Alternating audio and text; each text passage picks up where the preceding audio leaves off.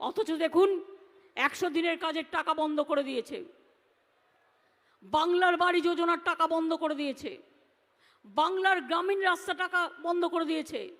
ইতিমধ্যেও আমরা ক্ষমতায় আসার পর থেকে 1,10,000 রোড আমরা কিলোমিটার তৈরি করেছি এবং আগামী দিনও মাঝে আমি পথশ্রী প্রকল্প দ্বিতীয়তে আরও 12,000 করে দিয়েছি এবং আগামী দিনেও 11,000 আরও নতুন রাস্তা আমরা তৈরি করে দেব আমাদের নিজেদের টাকা দিয়ে। সেন্ট্রাল গভর্নমেন্ট কী করে, আমাদের এখান থেকে ট্যাক্স তুলে নিয়ে যায়, সেই টাকা থেকে আমাদের শেয়ারটা দেয়, দিয়ে বলে দিল কি আমরা দিল।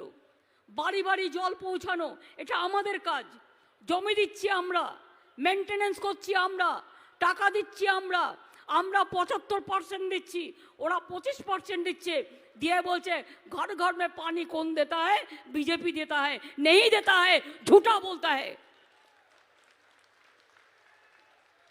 আর সবাইকে দেখলেই বলছে চোর চোর। সবচেয়ে বড় চোরদের ডাকাতদের সর্দার ওরা, সবচেয়ে বড় চোরের মায়ের বড় গলা, মাদার অফ থিপস আর সাউথস মোস্ট। এক একটা কোটি কোটি টাকার মালিক। বিজেপি করলেই ওয়াশিং মেশিন, আর তৃণমূল করলেই জেলে ভরো।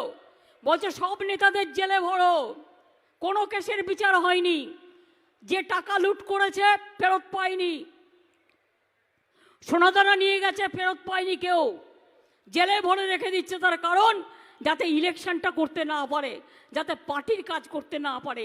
বিজেপির কটা চোর গ্রেপ্তার হয়েছে, কটা খুনি গ্রেপ্তার হয়েছে, কটা ডাক্তার গ্রেপ্তার হয়েছে সারা ভারতবর্ষে আমি জানতে চাই।